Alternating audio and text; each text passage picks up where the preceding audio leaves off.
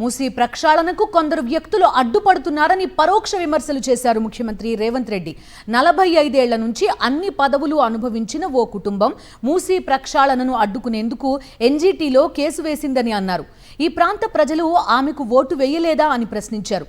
అయినా ఈ ప్రాంత ప్రజల ఆకాంక్షలకు వ్యతిరేకంగా పనిచేస్తున్నారని ముఖ్యమంత్రి రేవంత్ ఆగ్రహం వ్యక్తం చేశారు.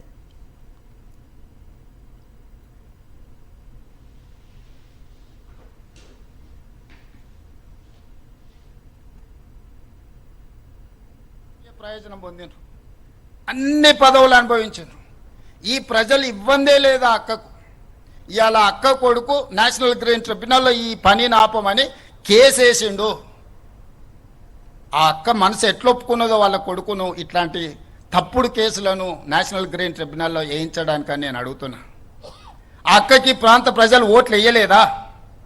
వాళ్ళ కుటుంబాన్ని ఆశీర్వదించలేదా? ఈరోజు ఈ రాష్ట్రంలో, ఈ దేశంలో ఆ అక్కకు గుర్తింపు వచ్చింది, ఆ కుటుంబానికి గుర్తింపు వచ్చింది. ఇవాళ ప్రజాప్రతినిధులుగా, మంత్రులుగా పదవులు అనుభవించిండ్రంటే ఈ ప్రాంత ప్రజల ఆశీర్వాదం లేదా? ఈ ప్రాంత ప్రజల ఆకాంక్షలకు వ్యతిరేకంగా, ఈ ప్రాంత అభివృద్ధిని అడ్డుకోవడానికి నీ కన్న కొడుకే ఎన్జీటీలో కేసు వేస్తుంటే ప్రజాప్రతినిధిగా మీరు కొనసాగడానికి అర్హత ఉందా అని చెప్పి నేను ఆ అక్కని సందర్భంగా అడగదలుచుకున్నా.